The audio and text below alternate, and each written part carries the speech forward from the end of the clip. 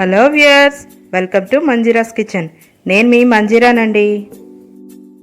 ఈరోజు నేను విలేజ్ స్టైల్లో పప్పుచారు ఎలా ప్రిపేర్ చేసుకోవాలో చూపించబోతున్నానండి. ఈ పప్పుచారు రైస్లోకి చాలా బాగుంటుంది. పుల్ల పుల్లగా, కమ్మగా, చాలా చాలా చాలా టేస్ట్గా ఉంటుందండి.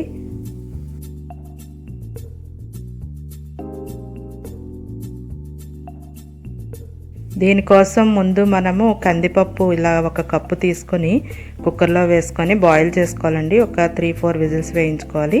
అలాగే ఒక నిమ్మకాయ సైజ్ అంత చింతపండు తీసుకొని ఇలా నానబెట్టుకొని పక్కన పెట్టుకుందాము. ఆ తర్వాత ఒక ఇలా మందంగా ఉన్న లోతుగా ఉన్న ఒక గిన్నె తీసుకోనండి. ఇందులో మనం బాయిల్ చేసుకున్న కందిపప్పు ఇలా మ్యాష్ చేసుకొని వేసుకోవాలి. అలాగే మనం చింతపండు నానబెట్టుకున్నాం కదండి, దాన్ని కూడా ఇలా ఒక బౌల్ జ్యూస్ తీసుకొని ఈ కందిపప్పు ఉడికించుకున్న కందిపప్పులోనే వేసేసుకోవాలి. మొత్తం అంతా వేసుకున్నాక మనం వాటర్ అడ్జస్ట్ చేసుకోవచ్చండి, ఎంత కావాలంటే అంత. ఇప్పుడు ఇందులోనే నేను ఒక టమాటా కట్ చేసింది వేసేస్తున్నాను. అలాగే మనము ఆనియన్ కూడా ఒక ఆనియన్ తీసుకున్నాను నేను, ఇలాగ పొడవుగా ముక్కలుగా కట్ చేసుకొని వేసుకోవాలి. దీంతో పాటుగా పచ్చిమిర్చి కూడా ఒక 5 పచ్చిమిరపకాయలు వేసాను నేను.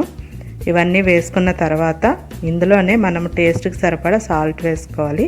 ఇది మనకి పప్పుచారు కదండి, పులుపు ఎక్కువగానే ఉంటుంది కదా, అందుకని కొంచెం సాల్ట్ ఎక్కువే పడుతుంది. అలాగే ఒక 1/2 స్పూన్ పసుపు కూడా వేసుకోవాలి ఇందులోనే. పసుపుతో పాటుగా ఒక 1/2 స్పూన్ కారం కూడా ఇందులోనే వేసేసుకోవాలి. మనము అన్నీ కూడా ఈ పప్పు పులుసు అన్నీ కలిపి వేసేసుకున్న తర్వాత మనం స్టవ్ పైన పెట్టి మరిగించుకోవాలండి.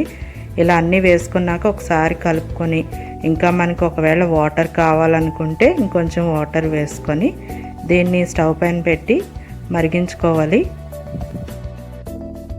దీన్ని ఇలా స్టవ్ పైన పెట్టుకున్న తర్వాత మనం మీడియం టు హై ఫ్లేమ్లో కంటిన్యూస్గా ఇలా మరిగించుకోవాలండి. ఒక మనకి బాయిల్ వచ్చే వరకు మరిగించుకోవాలి. చూసారా, ఇలాగా బాయిల్ అవుతుంది కదా. ఒక పొంగు వచ్చిన తర్వాత మనం ఇందులో కొంచెం కరివేపాకు వేయాలి. ఇలా పొంగు వచ్చిన తర్వాత కరివేపాకు వేస్తే మంచి ఫ్లేవర్ వస్తుందండి. ఇలా వేసిన తర్వాత మళ్ళీ మనం దీన్ని కంటిన్యూస్గా ఒక 15 to 20 మినిట్స్ మనం ఇలాగే మరిగించుకోవాలి. ఒకసారి పొంగిన తర్వాత మనం లో ఫ్లేమ్లో పెట్టుకొని మరిగించుకోవాలండి. ఇది ఇలా మరగడమే మనకి టైం పడుతుంది, మిగతా ప్రాసెస్ అంతా చాలా ఫాస్ట్గా అయిపోతుంది. ఇప్పుడు మనకి బాగా మరిగిపోయింది కదా, ఇందులో పోపు వేసుకుందాం. దీనికోసం నేను స్టవ్ పైన ఒక పాన్ పెట్టుకొని ఇందులో ఒక 3 to 4 టేబుల్ స్పూన్స్ ఆయిల్ వేసాను. ఈ ఆయిల్ కొంచెం వేడెక్కిన తర్వాత మనం ఎప్పుడు వేసుకొని నార్మల్ పోపేనండి. ఇందులోను ముందుగా ఆవాలు వేసుకొని కొంచెం ఆవాలు చిటపట్లాడిన తర్వాత అలాగే మనము వెల్లుల్లిపాయలు, దాంతోపాటు మినప్పప్పు, జీలకర్ర, అలాగే ఎండుమిర్చి, పోపు అంతా కూడా నార్మల్గానే వేసుకోవాలి. మీకు నా వీడియో నచ్చినట్లయితే లైక్ చేయండి, షేర్ చేయండి. అలాగే నా ఛానల్ని తప్పకుండా సబ్స్క్రైబ్ చేసుకోండి. పక్కనే వచ్చే బెల్ ఐకాన్ని తప్పకుండా యాక్టివేట్ చేసుకోండి.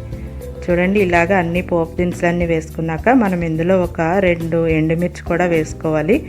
ఎండుమిర్చి ఈ పోపు అంతా అంటే వెల్లుల్లిపాయలు కొంచెం కలర్ చేంజ్ అయ్యే వరకు వేయించుకున్న తర్వాత మనం మళ్ళీ ఇందులో కొద్దిగా కరివేపాకు వేసుకోవాల్సి ఉంటుంది.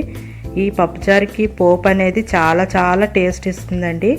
ఇది చేసుకోవడం చాలా ఈజీ. మనం అన్ని ఇంగ్రీడియంట్స్ కూడా ఒకేసారి వేసేసాం కదా, అవన్నీ వేసుకుని మనము దీన్ని మరిగించుకోవడమే ఈ ప్రాసెస్. ఇంక పెద్దగా దీనికి ఎక్కువ శ్రమ పడాల్సిన పని కూడా ఉండదు. కంటిన్యూస్గా ఒక 20 మినిట్స్ అలా మరిగితే మనకి పప్పుచారు రెడీ అయిపోతుంది. చాలా చాలా బాగుంటుందండి. ఇది ఎంత మరిగితే అంత టేస్ట్ వస్తుంది. ఇప్పుడు పోపు అంతా వేగిపోయింది కదా, ఇలా కరివేపాకు కూడా కొంచెం చిటపట్లాడిన తర్వాత మనము స్టవ్ ఆఫ్ చేసేసి ఈ పోపుని మనము మరిగించుకొని పక్కన పెట్టుకున్నాం కదండి, ఆ పప్పుచారులోకి ఇదంతా పోపు అంతా వేసుకోవాలి. ఈ పోపు వెయ్యంగానే పప్పుచారు మంచి స్మెల్ వస్తుందండి. చాలా చాలా టేస్ట్గా ఉంటుంది.